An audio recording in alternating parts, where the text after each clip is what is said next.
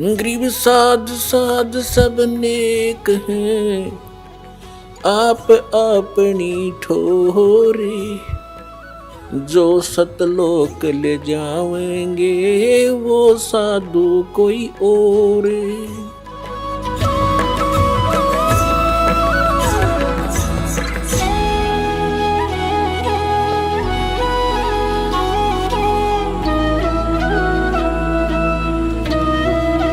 प्रसंग चल रहा है, भगवान ने आकर बताया है कि पर भी लेन जात है दुनिया, हमरा ज्ञान किने ना सुनिया। अपर भी लेने जाते हैं, स्नान करने जाते हैं तीर्थों पर। ये तीर्थ क्या है, ये कैसे निर्मित हुए, इसके विषय में ब्रह्म पुराण में, ब्रह्मा पुराण में बहुत विस्तृत जानकारी है, और विष्णु पुराण के अंदर भी। उसमें क्या बताया गया है कि जैसे किसी संत ने किसी सरोवर के किनारे या दरिया के किनारे बैठकर अपनी सुविधा अनुसार, यानी जल की आवश्यकता होती है अधिकतर जीव को नहाने पीने वस्त्र आदि धोने के लिए, और साथ में फिर भक्ति करते हैं। उनके किनारे बैठकर के उन्होंने अपने अनुष्ठान किए, जैसे भी उनको गुरु मिले, जैसा भी वो अध्यात्म मार्ग से परिचित थे, उस आधार से उन्होंने वहाँ भक्ति करी बैठ के। और वहाँ से जो साधना उन्होंने की, उस साधना अनुसार अपना शरीर त्याग करके वो चले गए उस लोक को, उस स्थान को प्राप्त कर गए जहाँ की उसने साधना की थी। अब बाद में उसकी यादगार में उस महापुरुष ने वहाँ शरीर तो छोड़ना ही होता है, उसकी यादगार बना देते हैं। और फिर बाद शेष जो जनता होती है वो उससे प्रभावित होती है, क्योंकि वो साधना करते करते अपनी उस पूंजी में से अन्य किसी को आशीर्वाद, दुआ या बद दुआ दे करके वो प्रभावित अवश्य कर लेता है, जिस कारण से वहाँ की जनता, आसपास की जनता उस साधक से बहुत प्रभावित हो जाती है। उसके बाद उसकी मृत्यु के उपरांत वहाँ एक उसकी समाधि बना देते हैं, वहाँ पूजाएं शुरू कर देते हैं, और फिर उसको वहाँ उसके मत्था टेकने लग जाते हैं, और उसको तीर्थ नाम दे दिया जाता है। अपुण्यात्मा परमात्मा ने आके ये निष्कर्ष दिया है कि जैसे अमरनाथ कैसे बना, अमरनाथ की स्थापना कैसे हुई, ये कैसे वेल नोन हुआ, सुप्रसिद्ध क्यों हुआ। भगवान शिव ने पार्वती जी को ये अनमोल मंत्र दिया था जिससे मोक्ष संभव है। और वो कौन सा मंत्र दिया था? जो 5 नाम का ये दास आपको देता है। प्रथम मंत्र में बीच बीच के जो 5 मंत्र हैं, ये शिव जी ने इस मंत्र का ज्ञान था और इसी को ये अमर मंत्र मानता था। एक तो पुण्यात्माओं, हमें कंप्लीट स्पिरिचुअल नॉलेज ना होने से, संपूर्ण अध्यात्म ज्ञान ना होने से हम इन नकली संतों के द्वारा घने भ्रमित हो गए। हम क्या सोचते हैं कि गुरुजी ने मंत्र दे दिया, नाम दीक्षा दे दी, और फिर क्या होता है, उन भ्रमित लोगों के पास जाकर के आप उनसे फिर प्रभावित हो जाते हो, जिनको कंप्लीट स्पिरिचुअल नॉलेज नहीं है, जिनको पूर्ण अध्यात्म ज्ञान नहीं है। तो वो क्या पूछते हैं आपसे कि आपने दीक्षा ली है वहाँ से बरवाला से, कितने दिन हो गए? 1 महीना, 2 महीने, 1 वर्ष, 2 वर्ष, जैसा भी जिसको। फिर वो पूछते हैं क्या आपको भगवान दिखाई देते हैं, भगवान के दर्शन होते हैं? अब आपके पास इसका कोई उत्तर नहीं। तो पुण्यात्माओं, कहने का भाव ये है कि दास जो आज प्रसंग आपके समक्ष स्पष्ट करना चाहता है, एक विषय स्पष्ट करना चाहता है कि परमात्मा की प्राप्ति, परमात्मा के दर्शन से, मोक्ष की प्राप्ति परमात्मा के दर्शन से नहीं, उस परमात्मा के मंत्र से होती है। पहले तो ये प्रसंग स्पष्ट करते हैं कि अमरनाथ की स्थापना कैसे हुई। पुण्यात्मा, हमने पुराण बहुत पढ़ी हैं, पवित्र पुराण, लेकिन हमारे धर्म गुरु कोई निष्कर्ष हमें निकाल कर दे नहीं पाए, और जिस कारण से हम ऐसे उन कथाओं को याद अवश्य कर लेते थे, लेकिन हमें उनका कोई सिर पैर का पता नहीं था। जैसे पार्वती जी के 107 जन्म हो चुके थे, 108वां जन्म वो जी रही थी। भगवान शंकर वही होते थे, उनकी तब तक मृत्यु नहीं हुई थी, और पार्वती जी की 107 बार मृत्यु हो चुकी थी। और भगवान शिव जब पार्वती जी की मृत्यु होती थी बड़े व्याकुल होते थे, उनका बहुत बुरा हाल हो जाता था उस पार्वती की मृत्यु के उपरांत, उसके वियोग में। एक समय की बात है कि भगवान श्री राम वनवास के अंदर सीता जी के अपहरण के उपरांत वृक्षों से डकरा रहा था, रो रहा था, सीता की खोज पूछ रहा था, मृगों से लिपट रहा था। ऊपर से आसमान से पार्वती और शिव देख रहे थे। भगवान शिव ने श्री रामचंद्र जी अर्थात विष्णु जी को प्रणाम किया। पार्वती जी ने देखा कि किसको प्रणाम कर रहे हैं, नीचे एक व्यक्ति रो रहा है पृथ्वी पर। पार्वती जी ने पूछा, आप किसको प्रणाम कर रहे हो? भगवान शिव ने कहा कि नीचे देखो, ये भगवान को प्रणाम कर रहा हूं। कि वो व्यक्ति रो रहा है? पार्वती ने पूछा कि हाँ, ये भगवान है, परमात्मा है। पार्वती जी कहने लगी, भगवान और रो रहा है?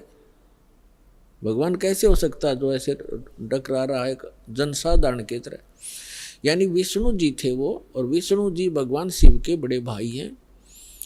अपने बड़े भाई को वो नमस्कार कर रहे थे। पार्वती जी ने नमस्कार नहीं किया और कहा, मैं इसकी परीक्षा लूंगी और सीता रूप बना कर जाऊंगी। यदि ये मुझे पहचान लेंगे तो मैं मान लूंगी कि ये भगवान है। भगवान शिव ने कहा कि यह गलती मत करना, यदि तू सीता रूप बना लेगी तो मेरे काम की नहीं रहेगी। उस समय तो पार्वती जी ने कह दिया कि नहीं जाऊंगी, परीक्षा नहीं लूंगी। कुछ ही देर के बाद भगवान शिव के इधर उधर होते ही सीता रूप धारण किया और भगवान राम के सामने खड़ी होगी जाकर के।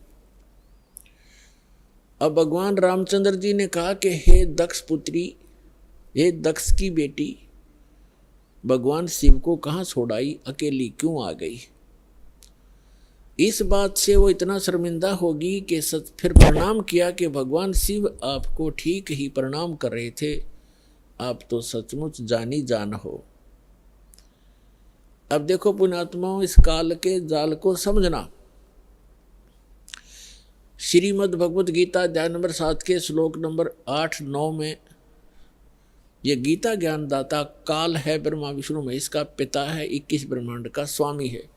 ये कहता है कि जितने भी मेरे अंतर्गत प्राणी हैं, चाहे वो ब्रह्मा है, चाहे विष्णु है, चाहे शिव जी है, चाहे शंकर है, चाहे राम और कृष्ण है, उन्हीं के, तो इन सभी जीवों की बुद्धि मेरे हाथ में है, मेरे कंट्रोल में है। इनका सब बलवानों का बल मैं हूँ, सब बुद्धि सब की बुद्धि मैं हूँ, यानी मेरे हाथ में है।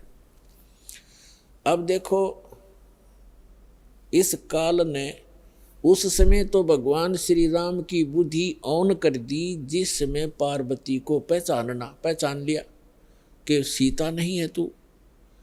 और उधर से अपनी पत्नी का पता नहीं उसको, उसने कौन उठा ले गया, तो खाक जानी जान था यो। तो ये सब खेल इस काल के हाथ में है। जैसे जब महाभारत का युद्ध करवाना था उस समय अर्जुन में ताकत दे दी, एक कब मारा था तीर 20 में का निकल जाता, नरसंहार करवा दिया, उसका बैड अकाउंट बनवा दिया। फिर वही अर्जुन जिस समय भगवान श्री कृष्ण जी की मृत्यु हो गई थी और सभी यादव भगवान श्री कृष्ण का पूरा कुल आपस में लड़कर मर गया था, कटके कत्लेआम कर दिया था। 56 करोड़ यादव दुर्वासा जी के श्राप से आपस में लड़ मरे थे। कोई नर यादव शेष नहीं था उस द्वारकापुरी में, कैर टूट गया। उस समय श्री कृष्ण जी के आदेश अनुसार अर्जुन उन गोपियों को, वहाँ की सभी औरतों को लेकर वापस आ रहा था इंद्रप्रस्थ। रास्ते में वही धनुष जिससे महाभारत का युद्ध जीता था, वही धनुष उनके साथ था।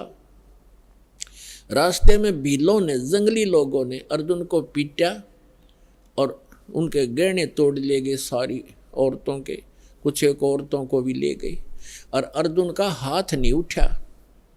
उस समय अर्जुन रो रहा है कि कृष्ण बड़ा छलिया था, इसने जब युद्ध करवाना था तब तो मुझे शक्ति दे दी, अब वही मेरा गांडीव धनुष है, वही मैं अर्जुन हूँ, आज मेरे से ये उठ नहीं रहा है।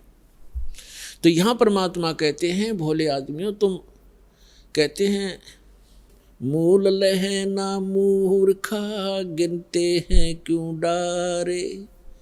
मूल लहे ना मूर्खा, ये गिनते हैं क्यों डार, कि तुम इस जड़ से परिचित नहीं हो। इस सारे एपिसोड का जो भी महाभारत वगैरह हुए हैं, इसकी मूल कौन था? ये काल था।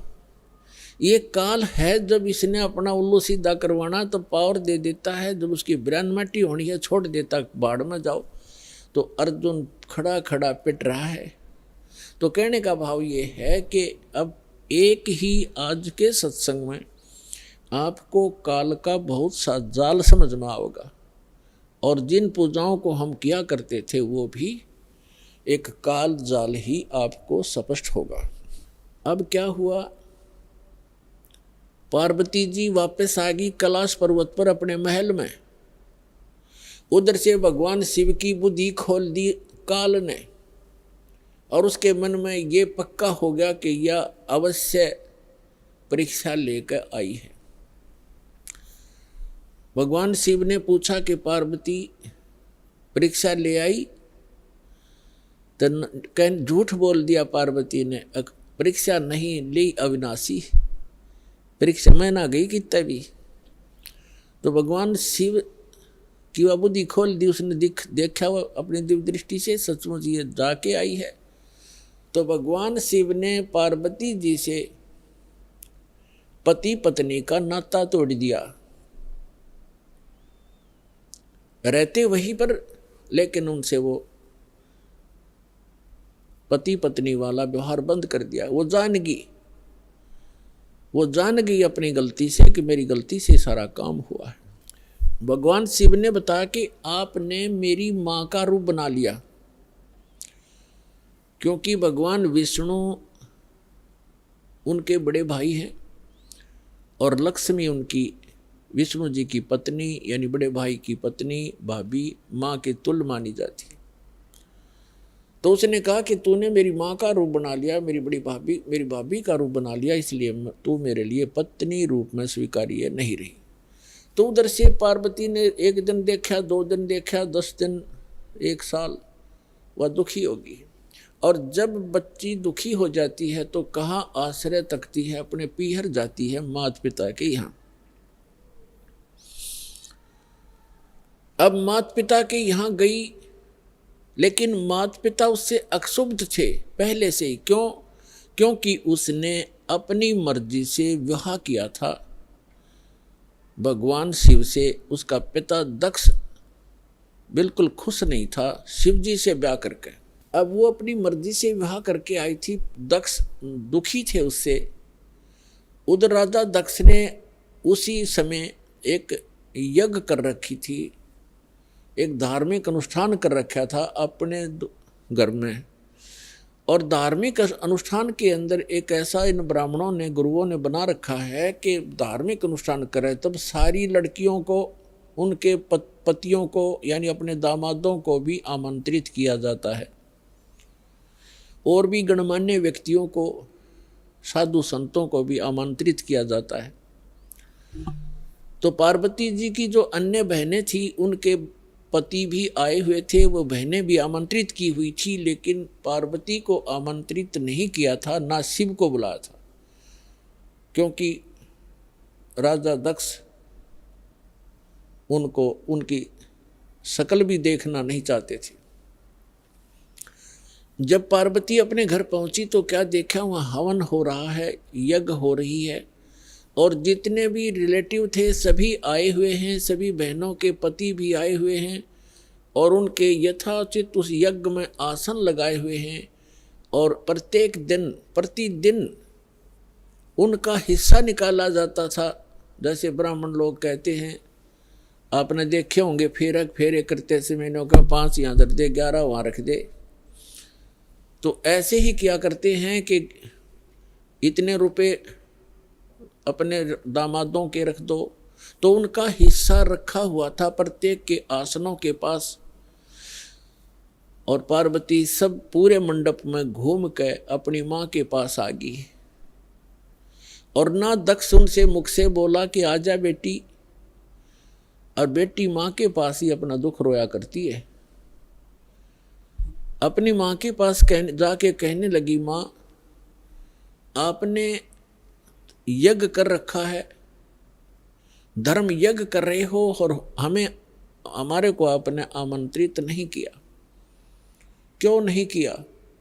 और न ही, और ऐसा भी था कि जैसे किसी बहन का कोई पति नहीं आया है, उपस्थित नहीं हो पाया किसी कारण से, तो उसका आसन लगा रखा है और उसके लिए फी प्रॉपर उसका हिस्सा भी रखा हुआ है। तो पार्वती जी ने कहा अपनी माँ से कि आपने ना तो अपने दामाद को आमंत्रित किया, ना मुझे किया, ना उसका आसन लगा रखा है, ऐसा भेदभाव तुमने क्यों किया हमारे से? तब माँ ने कहा कि बेटी, ना तो तू मानती मेरी बात, ना तेरा पिता मानता, तूने भी अपनी मर्जी से ब्याह किया था, इससे तेरा पिता क्षुब्ध है, और ये इस कारण से तुम्हें बुलाया नहीं। तो पार्वती जी ने अपने पिता से प्रश्न किया कि आपने न तो अपना दामाद बुलाया, ना मुझे आमंत्रित किया, क्या मैं आपकी बेटी नहीं? तो दक्ष ने कहा कि मैं ना तेरी सूरत देखना चाहता हूँ, और ना उस सर्प लपेटे हुए व्यक्ति को बुलाकर अपनी बेइज्जती करवाना चाहता हूँ, और आपको किसने बुलाया, यहाँ पर आप जा सकती हैं। इस अपमान को वो पार्वती सहन नहीं कर सकी, और एक बहुत बड़ा हवन कुंड बना रखा था को 7-8 फुट नीचा, और उसमें ये, क्योंकि राजा का यज्ञ ब्राह्मण कुंड से अपने घर से डालना था कि घेर कर लकड़ और सोवा बरबर कड़छे घेरे पूरे लोटे के लोटे, और डीक पड़े हवन की। तो पार्वती ने कहा कि मैं करवाती हूँ तेरा यज्ञ संपूर्ण।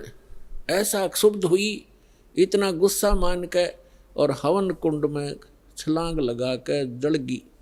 जल्दी सी हवन कुंड को बुझाया गया, तुरंत ही उसको निकाला गया, सारा शरीर जल गया, लेकिन अस्थि शेष रह गई, अस्थि पिंजर शेष रह गया। भगवान शिव को पता चला, ये बहुत लंबी कथा है। भगवान शिव ने फिर अपने ससुर का सिर भी काट दिया था, उसने काट दिया था, भैरव ने, जैसा भी। तो फिर क्या हुआ कि भगवान शिव जब आए तो उसने उस पार्वती के कंकाल को, जो केवल अस्थि पंजर था पूरे बॉडी का, उसको पार्वती जान के मोहवश इतना अंधे हो गए, और उसको सीने से लगाकर 10,000 वर्ष तक पार्वती पार्वती करते फिरते रहे। एक दिन भगवान ने सुदर्शन चक्र से उस पार्वती के टुकड़े टुकड़े कर दिए, उस अस्थि के, अस्थि पिंजर के।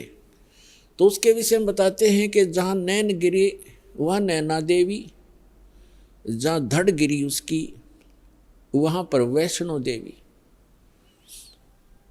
ऐसे वैष्णो देवी और नैना देवी की स्थापना हुई क्योंकि वहाँ इन पार्ट्स ऑफ द बॉडी को, शरीर के अंगों को, जहाँ नैन गिरी थी वहाँ उनकी समाधि दे दी और उसकी एक यादगार बना दी कि यहाँ पर ऐसी घटना घटी थी, कहीं आने वाले समय में कोई इन ऐतिहासिक और पौराणिक बातों को झूठा ना सिद्ध कर दे, इसलिए वो यादगार बनाई थी।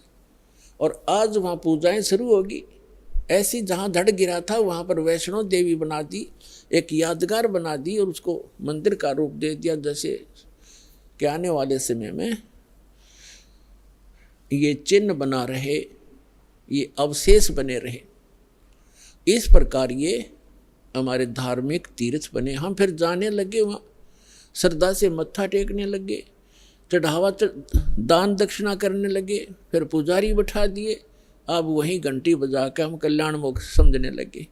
तो अध्यात्म ज्ञानहीनता के कारण हम ऐसा कर रहे थे, ये डले ढो रहे थे। अब जो प्रसंग चल रहा है कि पार्वती जी का फिर नेक्स्ट जन्म जब हुआ, हिमालय के जन्म हुआ और शिव से विवाह हुआ।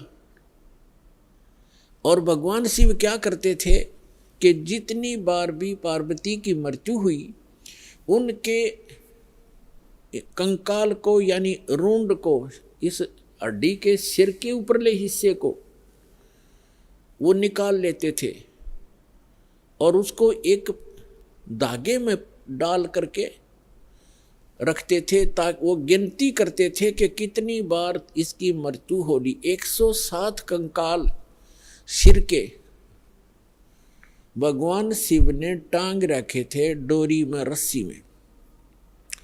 और पार्वती पूछा करती थी कि ये क्या है, तो शिव जी टाल मटोल कर दिया करते थे कि ये मेरा कुछ अपना अनुष्ठान है, तू मत बोल। भगवान शिव ने बहुत बार पार्वती जी से कहा था कि आप भक्ति किया करो, देखो मैं भी करता हूं। तो पार्वती जी कहा करती थी कि मुझे तो भगवान मिल गए हैं, आप देवों के देव महादेव हो, मुझे क्या जरूरत है भक्ति करने की। भगवान शिव बहुत समझाया करते थे कि जीव को भक्ति अवश्य करनी चाहिए, साधना करनी चाहिए, उस परमात्मा की भक्ति करो। लेकिन पार्वती का गला या बात उतरा नहीं करती। पुण्यात्माओं, जिस प्राणी को सुख गणा है वो सुख इस प्राणी का महादुश्मन है। कबीर साहब कहते हैं, सुख के माथे पत्थर पड़ो, जिसते नाम हृदय ते जावे, और बलिहारी व दुख के जो पल पल नाम रटावे। तो पार्वती को इतना सुख था, सभी देवी देव हाथ जोड़ा करते थे और सर्व ऐश्वर्य उपलब्ध थे, तो उसने क्या जरूरत थी भक्ति करने की। तो इसलिए भगवान शिव के पास जो मंत्र था वो स्वयं जाप करते थे, वो पार्वती जी को मंत्र बताया नहीं। एक दिन भगवान शिव सैर सपट्टे को गए हुए थे बाहर, पीछे से नारद जी आ गए और नारद जी बोले कि हे माता, आप जन्म और मरण के दुख को सहन कर रही हो और आपके घर में एक ऐसी अनमोल वस्तु है जिसके सेवन करने से आपका ये जन्म और मृत्यु मिट सकता है। तो पार्वती जी ने पूछा कि भाई नारद, ऐसी कौन सी वस्तु है, मुझे तो मालूम नहीं।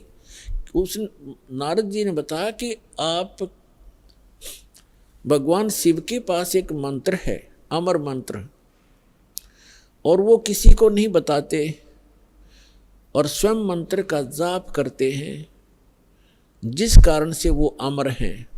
और उस मंत्र के अभाव से आप जन्म और मृत्यु को प्राप्त होते रहते हो। आपका 108वां जन्म है और भगवान शिव कंस्टेंट चल रहे हैं। और ये जितने भी ये कंकाल टंगे हुए हैं सिर के, रूंड तेरे, ये आपके हैं। आप 107 बार मर चुकी हो, 107 बार ही आपने भगवान शिव को ही वर रूप में चुना है। 107 जन्म आपके हो चुके, 108वां चल रहा है। तो पार्वती जी का यह बात खटकेगी कि सचमुच ये मेरे ही सिर हैं, अगर आपके ही हैं ये।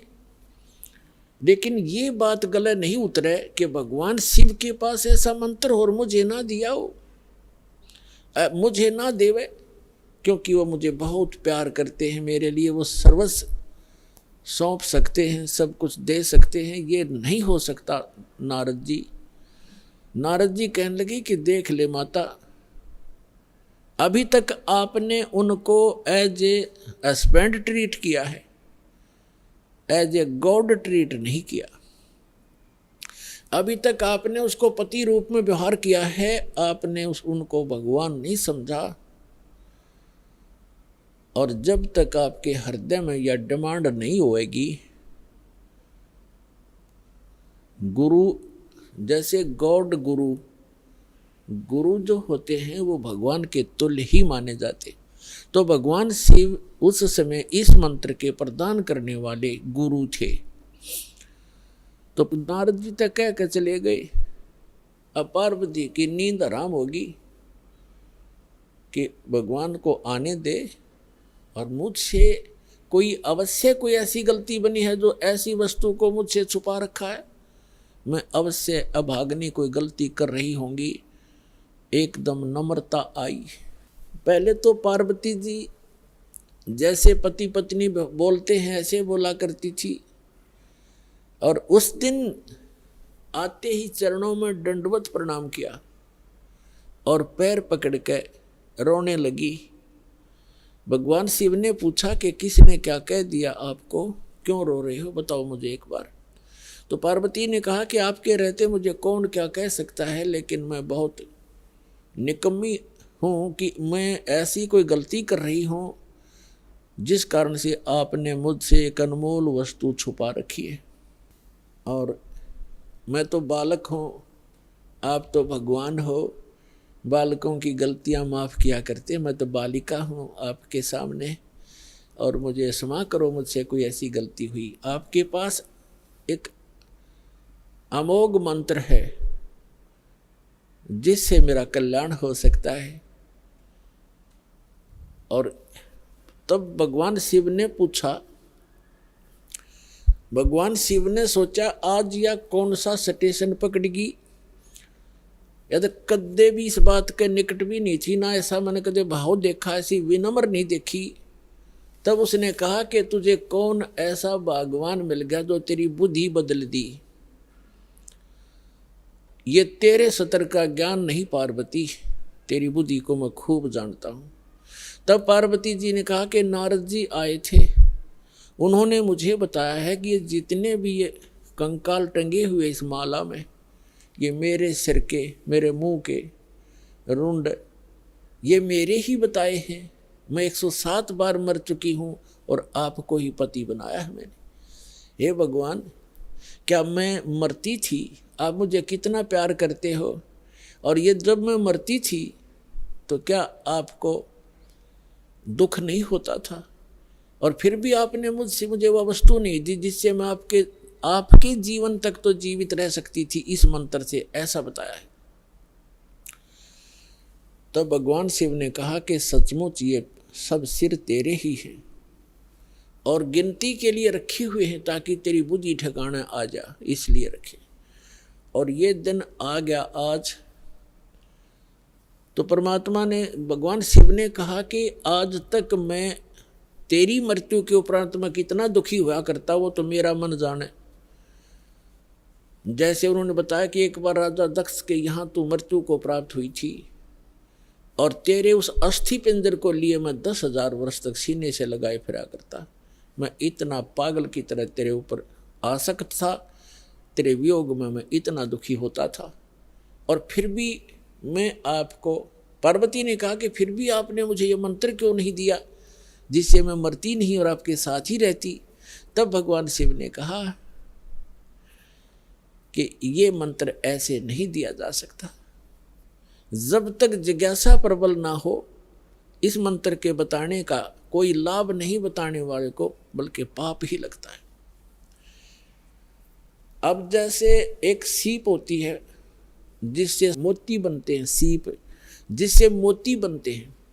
एक जीव होता है समुद्र में, उसका ऊपर का जो बॉडी होता है वो बहुत सख्त होता है और छोटा सा सीप होता है, और वो जिस समय समुद्र के अंदर एक ऐसा वातावरण बनता है उसको प्यास लगती है और वो समुद्र के जल को ग्रहण नहीं करती, वो ऊपर आ जाती है सतह पर, पानी के ऊपर की सतह पर। और जब स्वाति नक्षत्र में, स्वाति नक्षत्र की ऊपर से कोई बूंद आसमान से उसके मुख पर गिर जाती है उस समय, तो उस बूंद से जब मुंह खुला हो सीप का, उसकी डिमांड होती है उस बूंद की, आसमान के पानी की बूंद की, और उसमें मुंह खुला हो और उसमें वर्षा हो रही हो, तो मुंह खुले हुए पर एक ही बूंद पर्याप्त है उसमें मोती बनाने के लिए, और मुंह खुला ना हो और सीप बेशक ऊपर सतह पर जल के ऊपर घूम रही हो, चाहे सारा सामन बरस जा, उस मोती नहीं बन सकता क्योंकि उसका मुंह खुला नहीं है। तो ऐसे ऊपर बगैर मुंह खुले और उस बूंद की कोई वैल्यू नहीं है, व्यर्थ जाती है। ठीक इसी प्रकार भगवान शिव ने बताया कि आपके अंतःकरण का मुंह खुला नहीं था, आपके अंदर ये जिज्ञासा उत्पन्न नहीं हुई थी, इसकी डिमांड नहीं हुई थी। और आज नारद जी ने आपके अंदर ये प्रेरणा पैदा करके आपके अंतःकरण की वो डिमांड प्रेरित कर दिया, आपको आपकी प्रबल इच्छा होगी। अब ये मंत्र दूंगा पार्वती तो तेरा काम करेगा। पहले मैंने बहुत बार कोशिश की थी कि आपको ये मंत्र दूं, लेकिन आपने तो कान्ना पे कटाड़ी सारी बात, और कभी भी नहीं आपने भक्ति करने की सोची भी नहीं।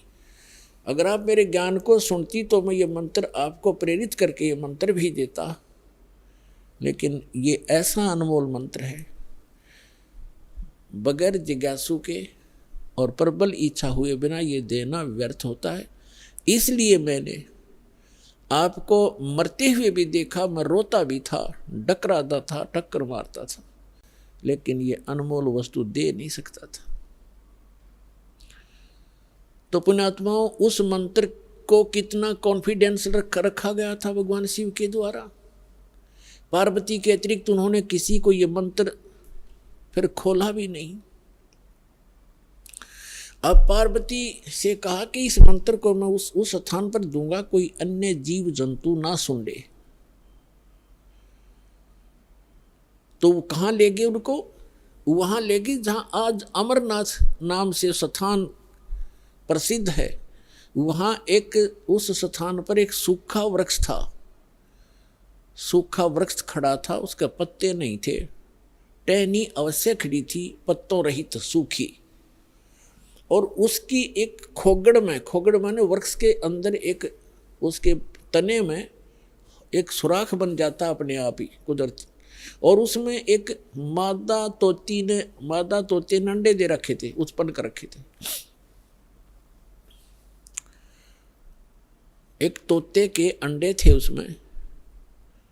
तो भगवान शिव ने देखा कि आसपास, क्योंकि अगर कोई हरे वृक्ष के नीचे बैठते हैं तो कोई ना कोई पक्षी भी आकर बैठ सकता था, दिखाई नहीं देता, इसलिए ऐसे सूखे वृक्ष के नीचे बैठे जाकर कि कोई पक्षी भी निकट आवेगा तो पता लग जाएगा। तो उससे पहले भगवान शिव ने अपने दोनों हाथों को ऐसे जोर से बजाया 3 बार, और इतना भयंकर नाद हुआ, आसपास के पक्षी और पशु सैकड़ों किलोमीटर दूर उड़कर चले गए, इतने भयभीत हो गए। और जो अंडे थे वो भी बच्चे बनकर उड़ गए। एक अंडा वो खराब था, डिफेक्टिव था, वो वहां रह गया। अब पुण्यात्मा देखना, ये है कंप्लीट स्पिरिचुअल नॉलेज। ये संपूर्ण अध्यात्म ज्ञान है। अब आप देखते हो जैसे अस्थि उठाते हैं, अस्थि फूल उठाते हैं, जो हार्ड जीव के, मनुष्य के, स्त्री या पुरुष के जला दिए जाते हैं, शरीर को अंतिम संस्कार कर दिया जाता है शरीर का, उसके बाद उसके कुछ कण हड्डियों के बच जाते हैं, उनको फूल बोलते हैं, अस्थि बोलते हैं। उनको वहाँ से उठाया जाता है उस राख से, और कहाँ डाल के आते हैं? गंगा में, दरिया में। क्यों डालते हैं? ये तो एक बहकाने वाली बात है कि वहाँ गति करवाने जाते हैं।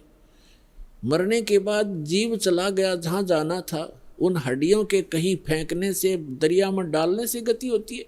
उसका मूल उद्देश्य ये है कि जैसे हम जिस बॉडी में रहे हैं, ये शरीर हमने सबसे प्रिय है। इंसान कोई रोगी हो जाता है, रोग भयंकर होता है, उसमें बहुत इलाज करवाना पड़ता है, तो अपने मकान और ज़मीन को भी बेचकर इस शरीर को सुरक्षित रखना चाहता है। ये कितना प्रिय होता है।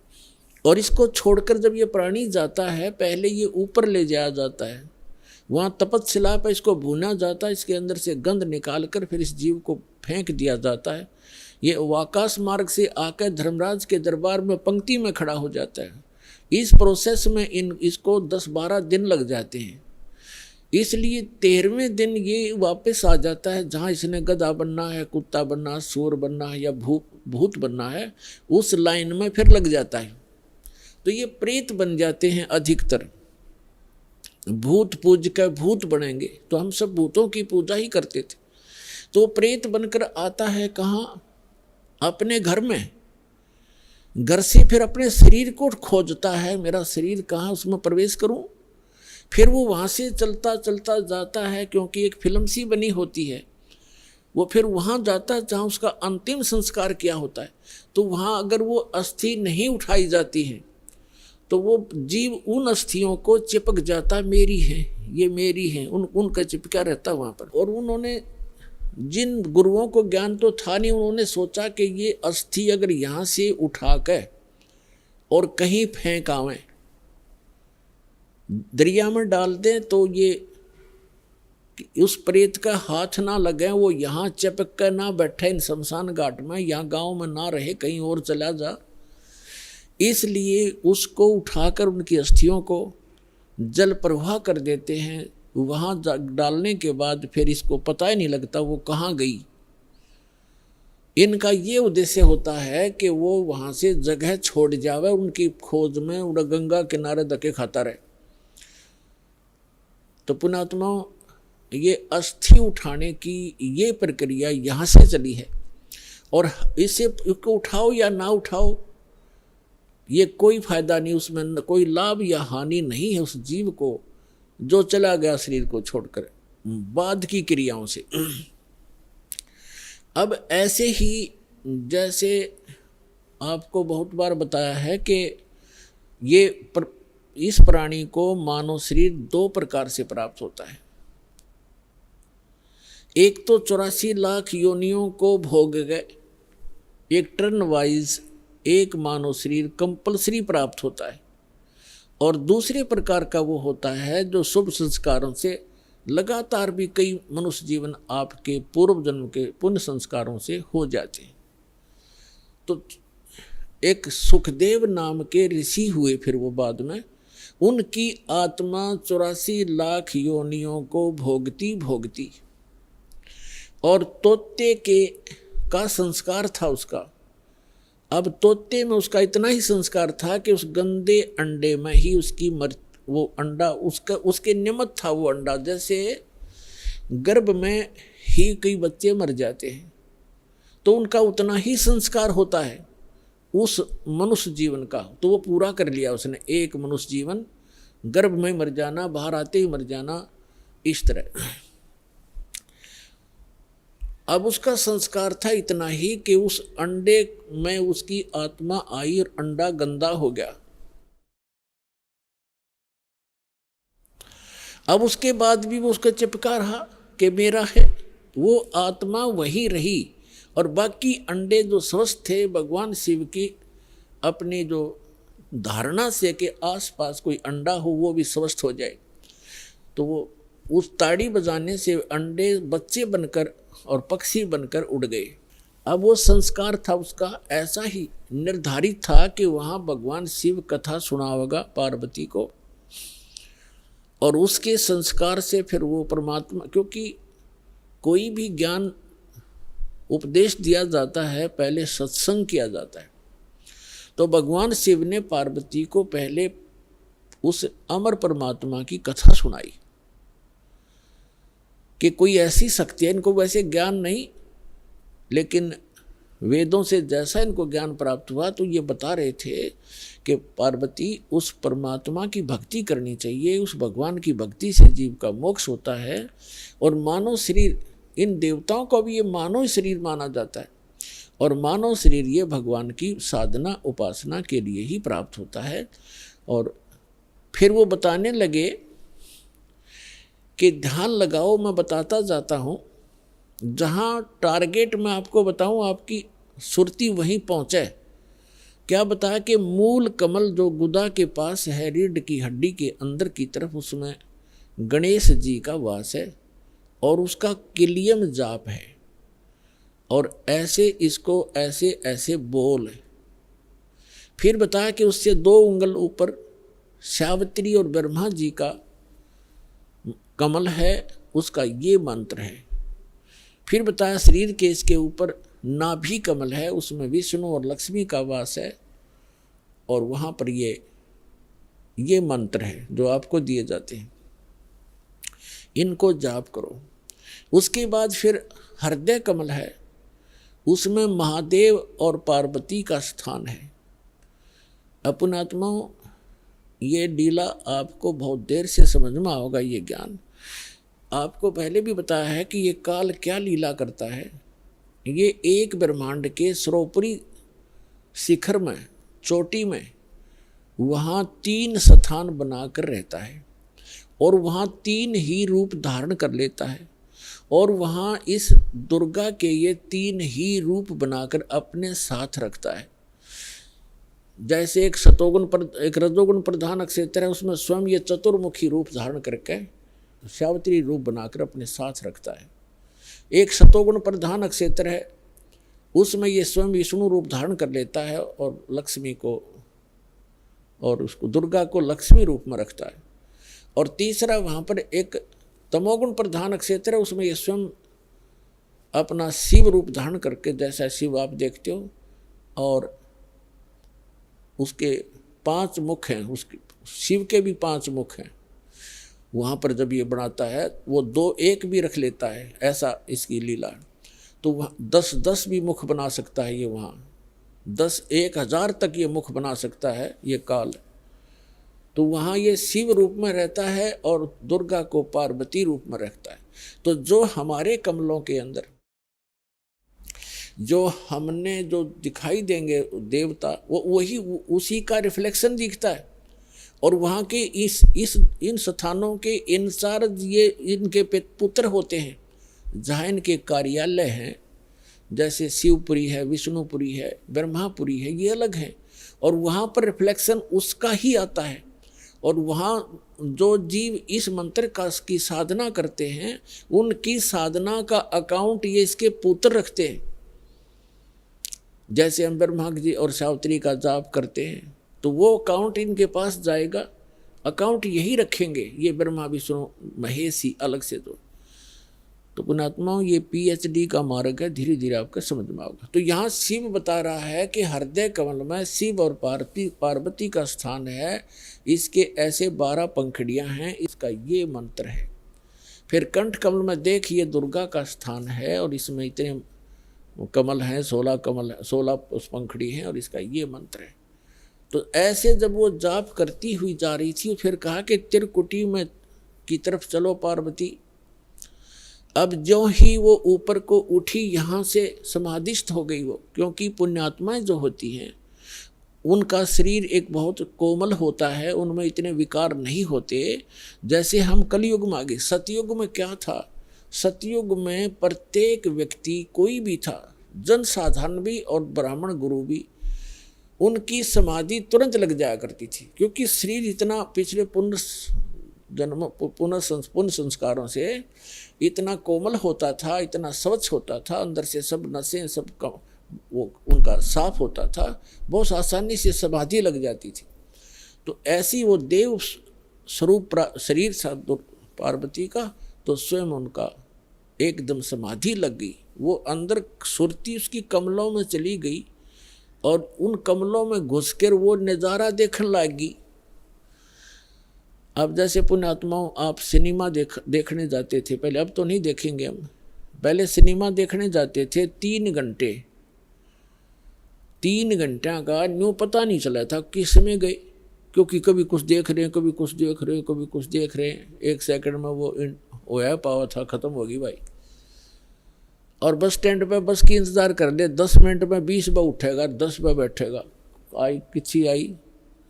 तो इस तरह हम जो समाधिस्थ ऋषि होते थे, इनकी काल रोल मारा करता, इन्हें मूर्ख बनाया करता। जैसे किसी भी एक कमल में ये प्रवेश कर गए, एक कमल जैसे टीवी चैनल में कोई चैनल ऑन कर लिया और उसमें जो भी नज़ारे हैं वो यहाँ से बिल्कुल हटकर हैं, और वो ऐसे दृश्य हैं यो मन देखता देखता दंग रह जाता है, इसको पता नहीं चलता कितना समय बीत गया। तो इस प्रकार वो काफ़ी समय तक ये नज़ारे देखा करते, मोक्ष नहीं हुआ इनका। तो जो दास आपको कंसेप्ट क्लियर करने जा रहा है, इस प्रकार पार्वती का कोई चैनल ऑन हो गया और उस चैनल में वह घुस गई, लागी सिनेमा देखने। अब जब सुरती चली जाती है दूर तो आभास शरीर को नहीं होता। जैसे हमने कई बार देखा कि बातें कर रहे होते हैं बस स्टैंड पर, और कुछ जो हमें नहीं ज़रूरत जिन व्हीकलों की, जैसे हम इंतज़ार कर रहे हैं बस की, अरे कोई ट्रक आ गया और उसके हमारे पास से गुजर गया हॉर्न देता हुआ, हमें पता भी नहीं वो हॉर्न कब देकर बजा के चला गया। हम इतने उन बातों में मगन हो गए, इतनी सुरती हमारी वहाँ से हट गई। तो ऐसे पार्वती की सुरती हट गई और शिव जी बता रहे थे कि ऊपर देखो मूल कमल में आपको ऐसे दिखाई देगा, हृदय कमल में ऐसे दिखेगा। तो पार्वती की समाधि लगी, किसी कमल में पहुंच गई, वह घुस गई उसमें, वह सैर सपट्टे कर रही। उधर से वो गंदा अंडा जो था तोते का, वो स्वस्थ हो गया भगवान की चर्चा सुन के। और एक महापुरुष के मुख से वो जल्दी असर करती है। तो उसी समय वो स्वस्थ होकर अंडे से बाहर निकल कर बच्चा भी बन गया तोते का। और वो तोता फिर भगवान शिव बता रहे हैं कि ये मंत्र जाप करो, इसको ऐसे ऐसे जाप करो, किलियम किलियम जपो गौरा, सुन मंडल में पहुँचा बोरा। इस पर काफ़ी लंबा प्रकरण है, फिर बताएंगे।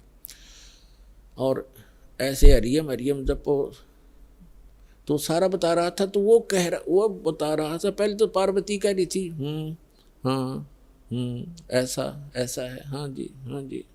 तो फिर तोता लग गया कहना हाँ जी। अब पार्वती तो समाधिस्थ, भगवान शिव ने अला के देखा हुआ तो समाधिस्थ हो रही है, और हाँ जी की आवाज़ कहाँ से आ रही है। तो जब उसने देखा कि अवश्य यहाँ कोई व्यक्ति है, इधर उधर देखा तो तोते ने सोचा है भी शिव जी पकड़ेगा, तेरी टिटवी दाबेगा।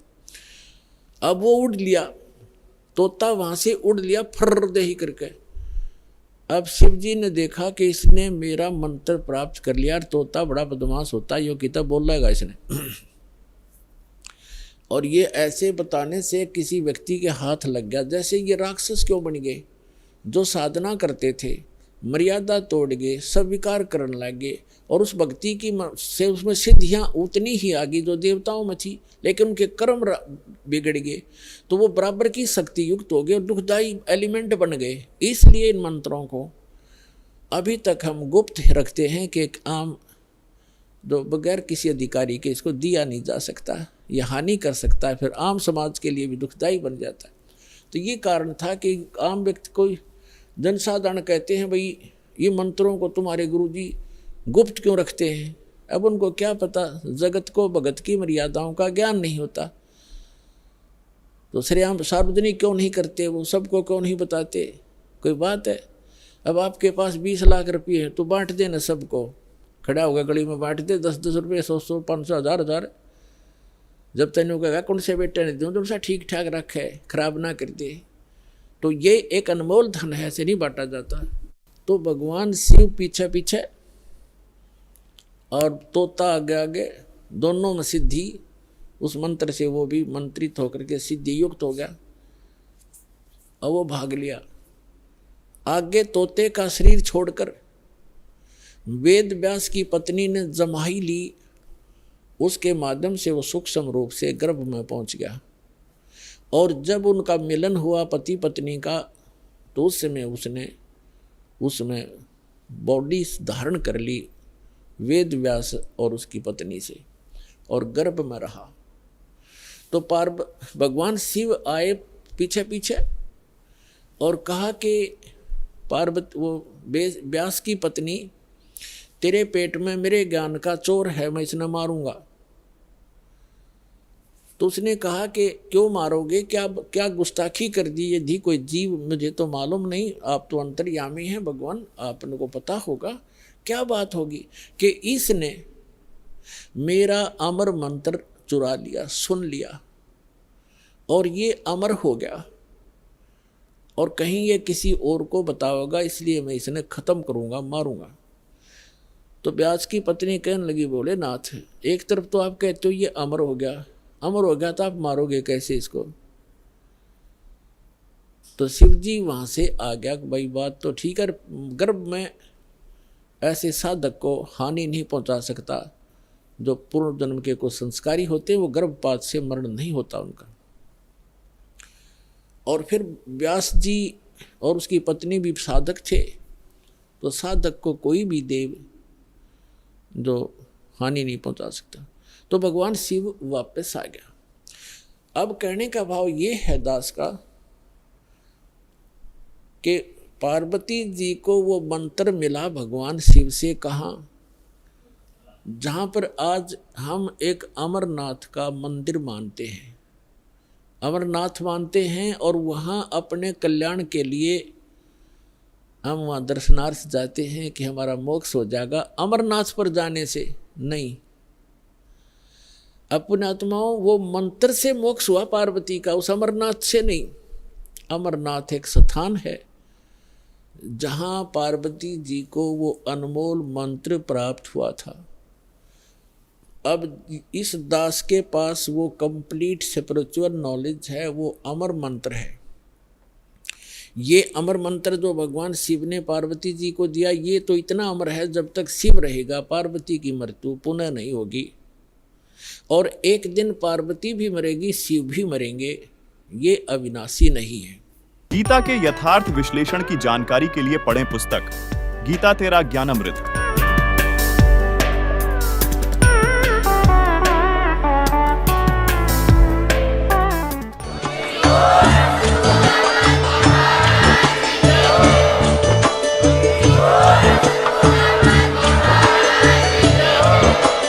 आप सुन रहे थे जगत गुरु तत्वदर्शी संत रामपाल जी महाराज जी के मंगल प्रवचन। अधिक जानकारी के लिए विजिट कीजिए हमारी वेबसाइट www.jagatgururampalji.org। संत रामपाल जी महाराज जी के शुभ आशीर्वाद से पूरे विश्व भर में 500 से भी ज्यादा नाम दीक्षा केंद्र हैं, जिन पर संत रामपाल जी महाराज जी द्वारा ऑनलाइन निःशुल्क नाम दीक्षा दी जा रही है। अपने नजदीकी नाम दीक्षा केंद्र का पता करने के लिए संपर्क करें 8222880541।